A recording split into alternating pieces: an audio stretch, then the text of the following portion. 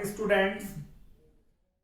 मैं उमेश चौधरी मेरे YouTube channel English by Umesh गुरु पर आप सभी का स्वागत करता हूं और ऐसी आशा करता हूं कि आपने मेरे YouTube चैनल को सब्सक्राइब कर लिया है और यदि सब्सक्राइब नहीं किया है तो उसे सब्सक्राइब कर लें, क्योंकि कक्षा 10 और कक्षा 12 का पूरा पाठ्यक्रम अंग्रेजी का राजस्थान माध्यमिक शिक्षा बोर्ड अजमेर द्वारा जारी संशोधित पाठ्यक्रम के अनुसार मैंने सारी वीडियोस कक्षा 10 और 12 की मेरी प्लेलिस्ट में डाल दी हैं। जैसे ही आप उसे सब्सक्राइब करेंगे तो प्लेलिस्ट ओपन करके मेरे उन वीडियोस को आप देख सकते हैं और अपना अंग्रेजी का पाठ्यक्रम पूरा कर सकते हैं। कक्षा 10 की ग्रामर का सिर्फ एक टॉपिक मेरा छूटा हुआ है, जिसे मैं आज से स्टार्ट कर रहा हूं। ये हमारी पहली क्लास है आज की और हमारे टॉपिक का नाम है डायरेक्ट इनडायरेक्ट स्पीच, जिसको रिपोर्टेड स्पीच भी कहा जाता है। डायरेक्ट स्पीच जो कि पेपर में आता है उसे हमें ट्रांसफॉर्म करना है इनडायरेक्ट स्पीच में।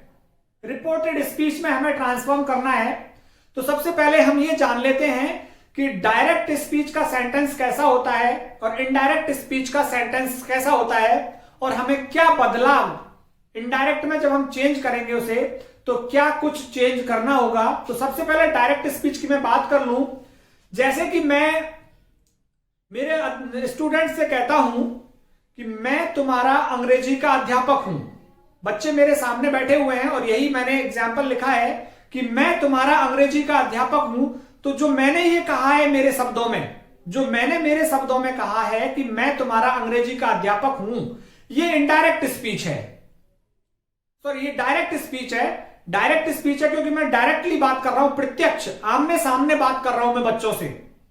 तो जो मैंने यहां पे लिखा हुआ है, अध्यापक ने बच्चों से कहा मैं तुम्हारा अंग्रेजी अध्यापक हूं, तो ये क्या चीज है? ये डायरेक्ट स्पीच है। ये डायरेक्ट स्पीच का सेंटेंस है क्योंकि सीधी सीधी बात कर रहा हूं मैं यहां बच्चों के साथ। अध्यापक ने बच्चों से कहा मैं तुम्हारा अंग्रेजी अध्यापक हूं, तो यहां पे ये डायरेक्ट स्पीच हो गया। इनडायरेक्ट स्पीच में कैसे होगा? जैसे इसी को मैं हिंदी में कहूं, बच्चों ने माता पिता से कहा,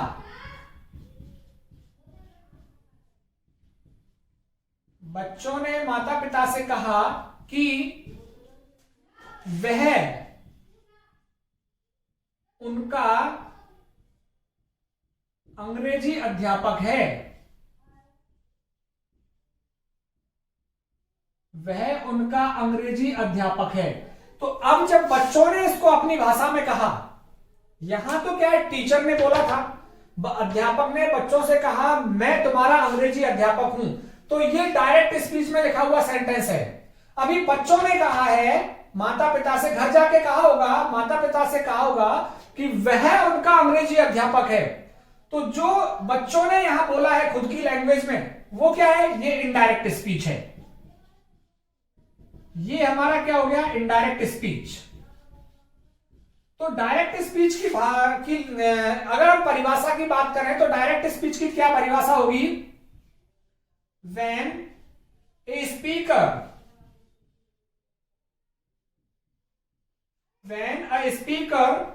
speaks oblique tells directly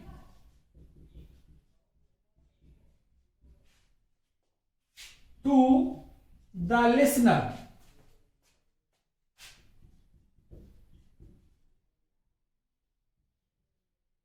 this is called direct speech।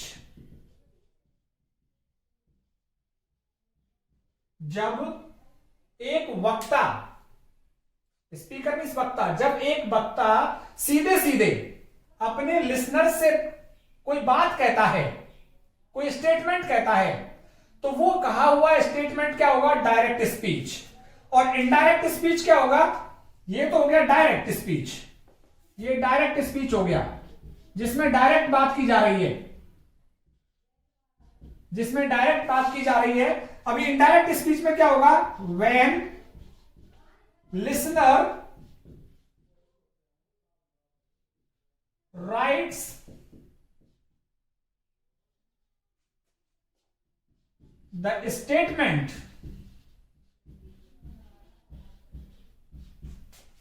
of the speaker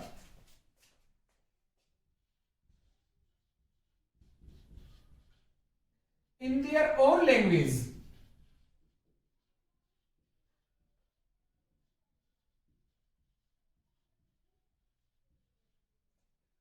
जब लिसनर सुनने वाले राइट्स या स्पीक्स कुछ भी करें, लिखते हैं या बोलते हैं, जब सुनने वाले वक्ता के कथन को अपनी भाषा में लिखते हैं या बोलते हैं, जब सुनने वाले वक्ता के कथन को अपनी भाषा में लिखते हैं या बोलते हैं, उसे हम क्या कहते हैं? Indirect speech. तो ये इनडायरेक्ट स्पीच हो गया।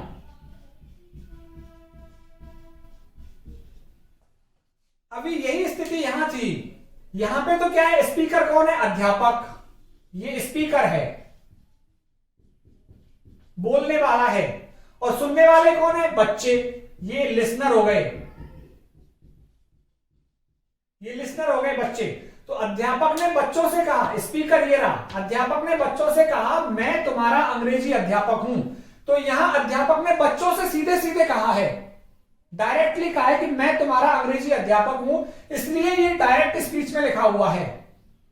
और बच्चों ने घर जाकर कहा अपने माता पिता से, बच्चों ने माता पिता से कहा कि वह उनका अंग्रेजी अध्यापक है, कि वह उनका अंग्रेजी अध्यापक है। तो ये वाला जो सेंटेंस है ये इनडायरेक्ट स्पीच में हो गया, रिपोर्टेड स्पीच में हो गया। तो यहां तक आपको समझ में आ गया होगा कि डायरेक्ट स्पीच क्या होता है और इनडायरेक्ट स्पीच क्या होता है। अब मैं आपको बताने वाला हूं कि डायरेक्ट स्पीच के सेंटेंस किस तरह से लिखे जाते हैं। आपके सामने एक उदाहरण मैंने लिखा हुआ है, ये डायरेक्ट स्पीच में लिखा हुआ है, teacher said to students I am your English teacher. तो यहां पे आपको दो सेंटेंस नजर आ रहे हैं। एक सेंटेंस तो ये है हमारा, टीचर सेड टू स्टूडेंट्स, और यहां कॉमा लगा हुआ है। और दूसरा सेंटेंस है आई एम योर इंग्लिश टीचर। तो टीचर सेड टू स्टूडेंट्स, जो सेंटेंस कॉमा से बाहर है, जो सेंटेंस कॉमा से बाहर है वो है हमारा रिपोर्टिंग वर्ब। इस चीज को आप याद कीजिए, रिपोर्टिंग वर्ब, जिसकी शॉर्ट फॉर्म हम लिखेंगे आरवी। कॉमा तक का सेंटेंस, जो कॉमा से इधर है ये सेंटेंस, ये हमारा रिपोर्टिंग वर्ब है। और जो इन्वर्टेड कॉमा के अंदर है, इन्वर्टेड कॉमा का निशान ये रहा आपके पास, इन्वर्टेड कॉमा के जो अंदर है उसको कहते हैं हम रिपोर्टेड स्पीच।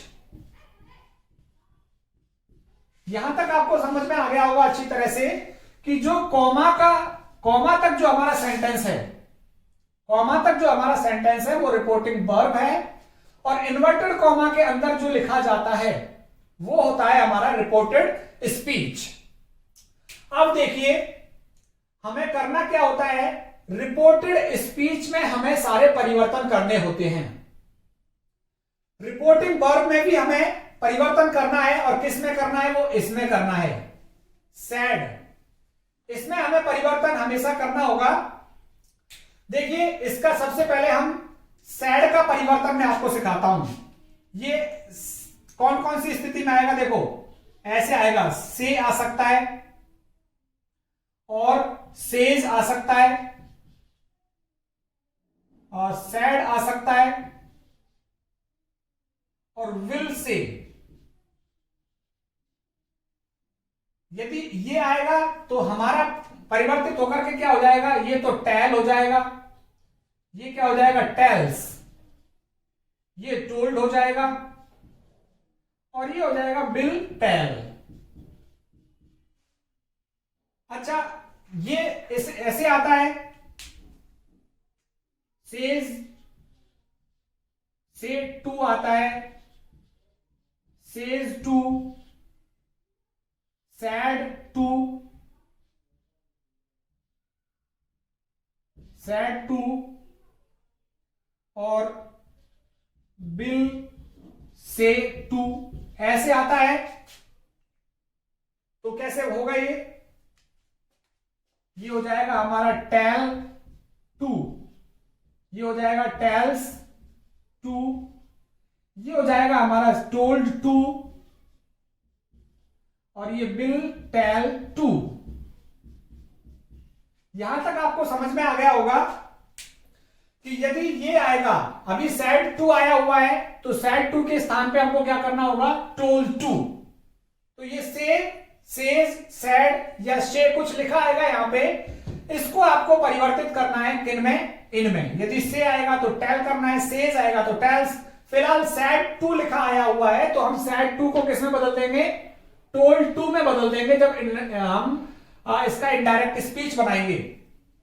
एक चीज और मैं आपको बता देता हूं, ये तो कब होगा, जब सैड टू के बाद ऑब्जेक्ट दिया होगा। जब इनके बाद ऑब्जेक्ट होगा, जब इनके बाद ऑब्जेक्ट होगा तो। समझ में आ रही बात? यहां पे आपको देखिए सैड टू के बाद ऑब्जेक्ट नजर आ रहा है, स्टूडेंट्स। ये सब्जेक्ट हो गया, ये ऑब्जेक्ट हो गया, तो सैड टू के बाद आपको ऑब्जेक्ट नजर आ रहा है। यदि ऑब्जेक्ट आ रहा है तो ही ये टू लगा मिलेगा आपको। तो ऑब्जेक्ट यदि आपको वहां पे नजर आएगा तो ये वाली स्थिति बनेगी। लेकिन अभी ये आता है, यहां पे मैं लिखूं यदि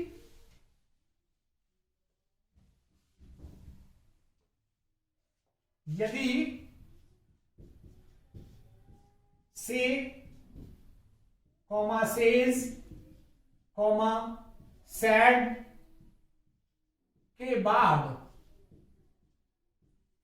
ऑब्जेक्ट ना हो, तो इनडायरेक्ट बनाते समय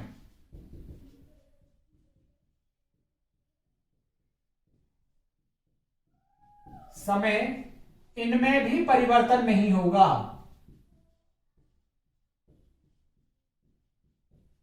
इनमें भी परिवर्तन नहीं होगा, यह चीज भी आप ध्यान रखिए। जैसे मैं यहां पे लिखूं, मैं ये सेंटेंस लिखा, Mohan sad, comma inverted comma, I am your friend.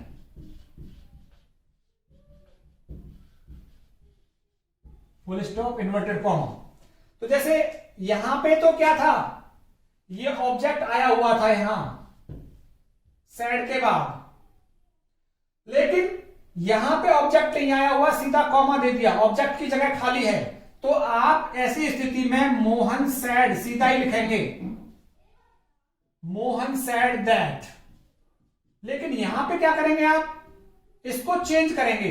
ये कैसे लिखा जाएगा, टीचर टोल्ड टू स्टूडेंट्स। तो ये बात आपको समझ में आ गई होगी कि यदि सैड के बाद ऑब्जेक्ट नहीं आएगा तो आपको सैड का सैड ही लिखना है, से का से ही लिखना है, सेज का सेज लिखना है। एक चीज तो ये कंफर्म हो गई। अब मैं आपको बताता हूं कि डायरेक्ट से इनडायरेक्ट में परिवर्तन करने के लिए हमें किन किन चीजों में परिवर्तन, एक तो से और सेज का परिवर्तन हो गया। अभी दूसरा,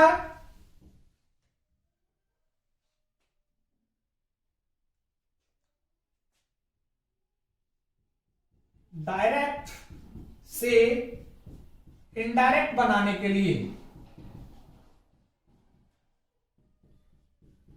डायरेक्ट से इनडायरेक्ट बनाने के लिए 3 चेंजेस करने होते हैं। डायरेक्ट से इनडायरेक्ट बनाने के लिए 3 चेंजेस करने होते हैं। पहला, चेंज इन प्रोनाउन।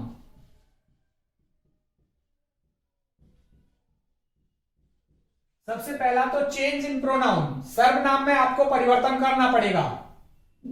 दूसरा, चेंज इन टेंस, टेंस में आपको परिवर्तन करना पड़ेगा। और तीसरा, सम स्पेसिफिक चेंजेस, कुछ आपको विशेष परिवर्तन करने होंगे स्पेसिफिक, जैसे कि दैट लगाना है, कहीं पे इफ लगाना है, कहीं पे वेदर लगाना है, कहीं पे WH शब्द ही रहेगा इन्वर्टेड कॉमा हटाने के लिए। तो ये 3 चेंजेस हमको करने पड़ेंगे डायरेक्ट से इनडायरेक्ट बनाने के लिए। चेंज इन प्रोनाउन, जो ये आप देख रहे हैं यहां पे प्रोनाउन आया हुआ है, यहां पे आया हुआ है ये पजेसिव जो आया हुआ है, तो इनमें हमको चेंजेस करने होंगे। तो चेंज इन प्रोनाउन कैसे होता है, इसी पर चर्चा करते हैं हम। सबसे पहले चेंज इन प्रोनाउन, सर्वनाम में कैसे परिवर्तन होगा। देखिए यहां पे सर्वनाम में परिवर्तन करना सिखाता हूं मैं आपको।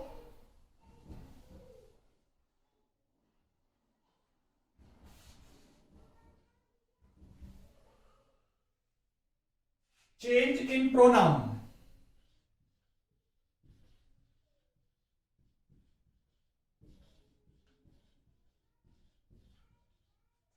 चेंज इन प्रोनाउन कैसे होगा देखिए।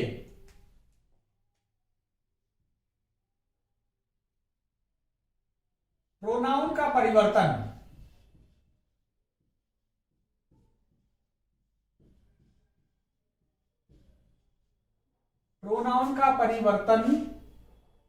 SON 1 2 3 के अनुसार करते हैं,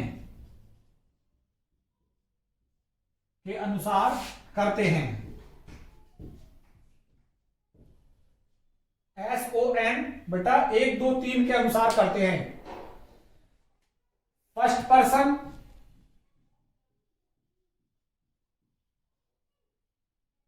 पर्सन सब्जेक्ट के अनुसार,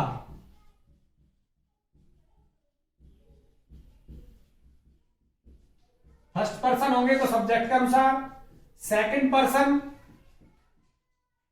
ऑब्जेक्ट के अनुसार,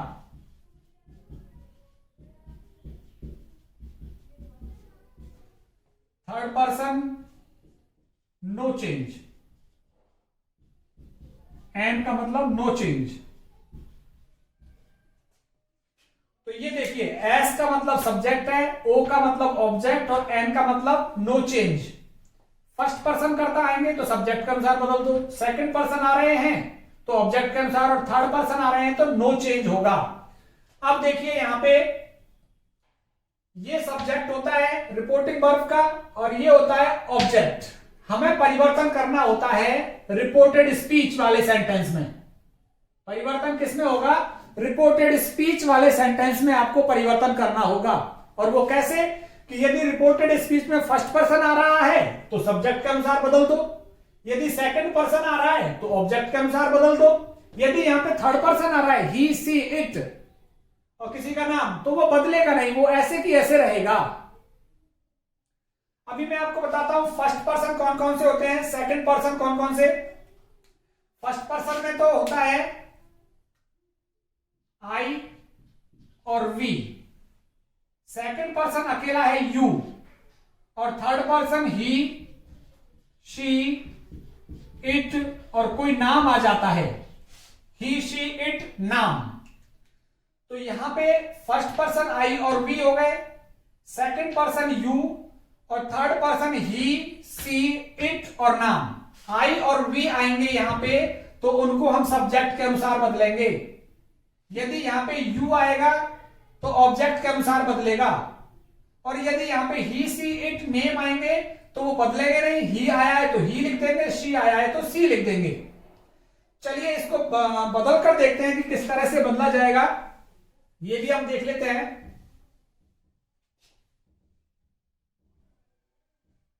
इसको बदल कर देखते हैं हम कैसे बदला जाएगा।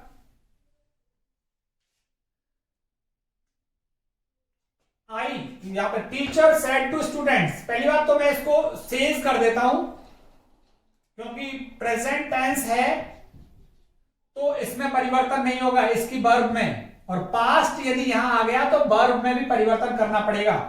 ये चीज आगे मैं बता दूंगा, अभी मैं आपको सिर्फ प्रोनाउन परिवर्तन बता रहा हूं कि प्रोनाउन में परिवर्तन कैसे करना है। ये आ गया teacher says students I am your English teacher. अब इसमें हमको परिवर्तन करना है। पहले तो रिपोर्टिंग वर्ब यू क्यों लिख देंगे हम, teacher says tells, teacher tells students, क्योंकि सेज किसमें बदल जाएगा, टेल्स में, ऑब्जेक्ट आया हुआ है इसलिए। और इन्वर्टेड कॉमा हटाने के लिए दैट। जब भी सकारात्मक और नकारात्मक वाक्य आएंगे रिपोर्टेड स्पीच में तो इन्वर्टेड कॉमा हटाने के लिए दैट लगाते हैं। ये चीज पे भी हम डिस्कस कर लेंगे। हमारा टारगेट है प्रोनाउन बदलना। तो अब हमको बदलना है प्रोनाउन। फर्स्ट पर्सन आई आया हुआ है, फर्स्ट पर्सन है आई, तो आई फर्स्ट पर्सन है, किसके अनुसार बदलेगा, सब्जेक्ट के अनुसार। सब्जेक्ट यहां पे क्या है, टीचर। तो टीचर यदि पुरुष है तो यहां पे हम लिख देंगे ही, क्योंकि आई को किसमें बदल रहे हैं हम, फर्स्ट पर्सन सब्जेक्ट के अनुसार बदल रहा है। तो यहां पे आई है, सब्जेक्ट के अनुसार बदला, ये सब्जेक्ट है। तो यहां पे टीचर यदि पुरुष है तो ही आ गया, और यदि टीचर महिला है तो शी आ गया। तो इस तरह से आप फर्स्ट पर्सन को इसके अनुसार बदलेंगे। अभी यहां पे मान के चलिए थर्ड पर्सन आ जाता है, ही आ जाता है, ही यहां पे भी परिवर्तन हो जाएगा। फिर यहां ही के साथ क्या लगती है, इज। अब देखिए ही आया हुआ है यहां पे, तो third person no change, third person में कोई परिवर्तन नहीं होगा। तो यहां पे हमको ही का ही लिखना पड़ेगा। परिवर्तन किसमें होगा, केवल फर्स्ट पर्सन आई और वी आएंगे यहां पे तो परिवर्तन होगा सब्जेक्ट के अनुसार। यदि यहां पे यू आया सेकंड पर्सन तो सेकंड पर्सन का परिवर्तन होगा स्टूडेंट्स, ऑब्जेक्ट के अनुसार। तो ऑब्जेक्ट के अनुसार चलो यू को देखते हैं। यू यदि यहां पे आता है, यहां पे हमने थोड़ी देर के लिए यू मान लिया, यू के साथ तो इज आता नहीं है, तो इसको आर कर देते हैं थोड़ी देर के लिए। यू आर और योर, इस तरह से सेंटेंस नहीं होगा, यू आर इंग्लिश टीचर कर देते हैं। तो यू सेकंड पर्सन है हमारा, सेकंड पर्सन किसके अनुसार बदलेगा, ऑब्जेक्ट के अनुसार। तो यू को स्टूडेंट्स में चेंज कीजिए। अब हमें सारणी देखनी पड़ेगी, और यू को स्टूडेंट्स में चेंज करेंगे तो वहां पे हमें दे लिखना पड़ेगा। अब मैं आपको सारणी बताता हूं कि सारणी कैसे बनेगी वो, और वो सारणी आपको लर्न करनी पड़ेगी। इसी सारणी के साथ ही आज का हमारा ये वीडियो खत्म होगा। देखिए सारणी आपको जरूर से लर्न करनी पड़ेगी। ये सारणी मैं आपके साथ बना देता हूं।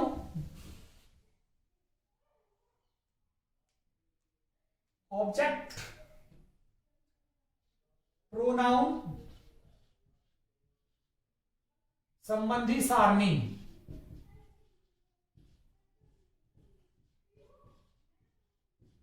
प्रोनाउन संबंधी टेबल। देखिए I, we, you, he, she, it और they. I, me, my, mine, my self.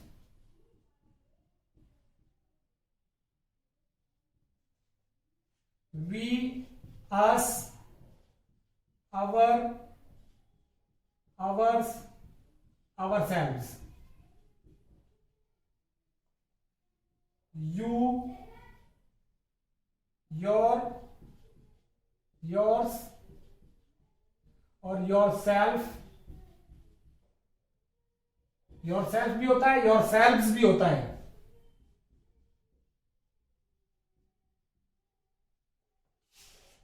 He, him, his और himself।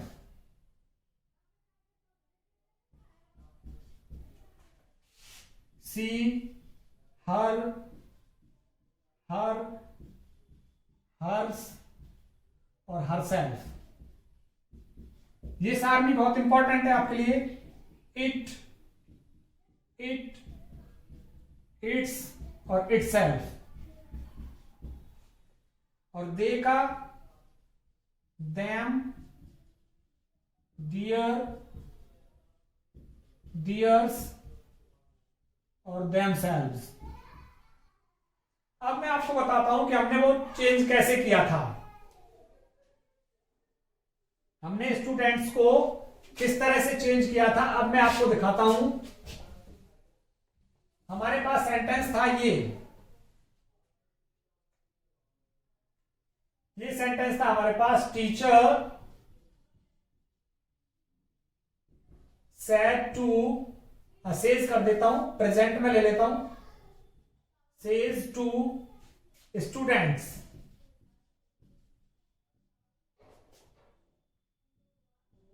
I am your teacher.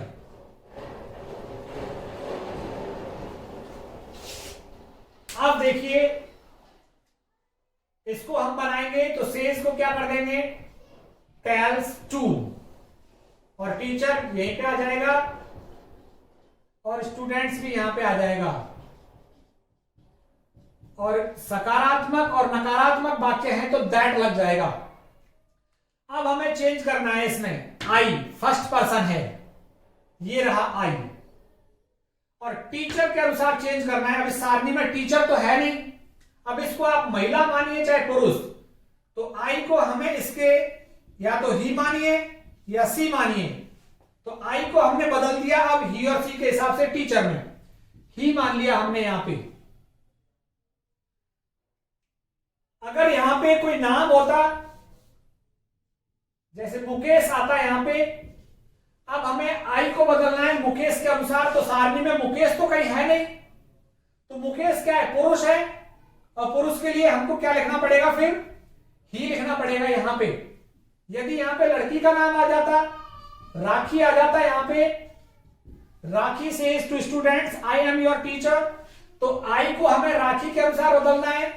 राखी इसमें है नहीं कहीं पे सारणी में, ये सब्जेक्ट है, देखो सब्जेक्ट के बदले सब्जेक्ट रखना होता है, सब्जेक्ट, ऑब्जेक्ट, पजेसिव, रिफ्लेक्सिव, और ये भी पजेसिव।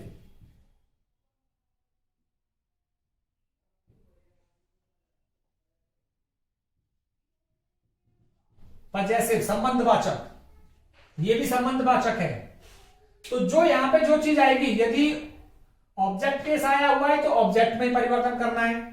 फिलहाल ये यहां पे सब्जेक्ट है तो सब्जेक्ट के जगह पे सब्जेक्ट ही रखना है। आई को हमने देखा सब्जेक्ट, तो आई को हमने राखी के अनुसार चेंज किया तो क्या आ गया, शी आ जाएगा फिर यहां पे शी। अच्छा अब मैं बात बता दूं आपको, यहां पे मान के चलिए यू आता है, यू, ये लो यू आ गया यहां पे। अब यू क्या है, सेकंड पर्सन है, और सेकंड पर्सन किसके अनुसार बदलेगा, ऑब्जेक्ट के अनुसार। ये हमारा सब्जेक्ट है और ये हमारा ऑब्जेक्ट है, तो यू को बदलिए आप किसके अनुसार, स्टूडेंट्स के अनुसार। अब सारणी में कहीं स्टूडेंट्स है क्या, सारणी में कहीं स्टूडेंट्स नहीं है ना, तो स्टूडेंट्स को हम बहुवचन एस लिखा हुआ है तो बहुवचन है ये। बहुवचन के लिए हमको क्या लेना पड़ेगा, फिर थर्ड पर्सन में दे लेना पड़ेगा। अगर यहां पे केवल स्टूडेंट होता तो हम ही और शी में से कोई सा एक ले सकते थे, क्योंकि तब यहां पे ये यू स्टूडेंट के अनुसार परिवर्तित होता, तो ही और सी में से कोई एक आ सकता था। लेकिन फिलहाल यहां पे क्या है, स्टूडेंट्स, तो स्टूडेंट्स है, तो स्टूडेंट्स आने पर हमें यहां पे क्या लेना पड़ेगा, दे लेना पड़ेगा, दे। तो स्टूडेंट्स बहुवचन है, बहुवचन के लिए हमको दे देखना पड़ेगा। तो ये सारणी आपको बहुत ही इंपॉर्टेंट है, इस सारणी को आपको बिल्कुल लर्न करना पड़ेगा। यदि यहां पे देखिए, यदि यहां पे ही आ जाता तो ही थर्ड पर्सन है, थर्ड पर्सन की जगह पे हमको सिर्फ थर्ड पर्सन ही लिखना पड़ता, चेंज नहीं होता। यहां पे कोई नाम आता, रवि आ जाता तो रवि लिख देते, यहां पे यदि सीमा आ जाता तो हम सीमा लिख देते, मुकेश आ जाता तो मुकेश लिख देते, तो थर्ड पर्सन में चेंज नहीं होगा। यदि यहां फर्स्ट पर्सन आएगा तो फर्स्ट पर्सन सब्जेक्ट के अनुसार बदलेगा, यदि यहां पे सेकंड पर्सन आएगा यू, तो सेकंड पर्सन किसके अनुसार बदलेगा, ऑब्जेक्ट के अनुसार। और ये सारणी आपको हमेशा फिक्स करनी है अपने दिमाग में, ज्यादा नहीं तो कम से कम इतनी सारणी तो आपको लर्न करनी पड़ेगी। ये इतनी से काम चल जाएगा, उनकी जरूरत नहीं पड़ती है ज्यादा। ये 3 तो आपको लॉग करने पड़ेंगे। आगे के परिवर्तन मैं आपको बताऊंगा। ये तो आप सीख गए प्रोनाउन का परिवर्तन। प्रोनाउन का परिवर्तन मैंने बताया SON बटा 1 2 3। सब्जेक्ट फर्स्ट पर्सन सब्जेक्ट के अनुसार, सेकंड पर्सन ऑब्जेक्ट के अनुसार और थर्ड पर्सन नो चेंज होता है। और बाकी के जो परिवर्तन करने होंगे यहां पे दिया हुआ है, थोड़ा सा मैं आपको और बता दूं। ये योर दिया हुआ है, योर दिया हुआ है। अब देखिए योर कौन से परिवार से संबंधित है? इस वाले परिवार से संबंधित है, ये रहा योर। और ये योर कौन से परिवार से? सेकंड पर्सन के परिवार से संबंधित है। सेकंड पर्सन किसके अनुसार बदलता है? स्टूडेंट्स के अनुसार। तो हम योर को भी स्टूडेंट्स के अनुसार बदलेंगे। कैसे? स्टूडेंट्स को हमने क्या माना था अभी? दे। तो योर के नीचे जाओ और दे के सामने तो क्या मिला यहां पे? दियर। तो यहां पे क्या आ जाएगा? दियर। चलो और मैं आपको उदाहरण देता हूं। यहां पे अभी जैसे मान के चले यहां पे यूअर नहीं होता और माई होता, माई को बदल रहे होते हम। यहां पे माई कौन से परिवार में है? देखिए आई वाले परिवार में, I mean my first person में है। तो फर्स्ट पर्सन किसके अनुसार बदलते हैं? सब्जेक्ट के अनुसार। अब इस माई को हमें राखी के अनुसार बदलना है। तो माई देखिए कहां है? ये रहा माई। और राखी कहां है? ये रही लड़की शी। माई के नीचे उतरिए और सी के सामने ये रहा, क्या मिलता है? हर। तो यहां पे क्या हो जाता फिर? हर। तो इस तरह से आपको प्रोनाउन में परिवर्तन करना है। यहां पे योर आएगा, माई आएगा, हिम। यदि यहां पे हिम आता है, मान के चलिए हिम आ जाता है यहां पे, तो हिम कौन से परिवार में संबंधित है? देखिए हिम कहां है? हिम हमारा ये रहा, हिम। हिम तो नहीं आएगा इस जगह पे, हिज आ सकता है, हिज। हिज आएगा। तो हिज कहां है हमारा? ये रहा हिज। हिज कौन से परिवार में है? ही वाले परिवार में है। और ही कौन सा पर्सन है? Third person. तो थर्ड पर्सन वाले तो बदलते ही नहीं है, हिज का हमें हिज लिखना पड़ेगा।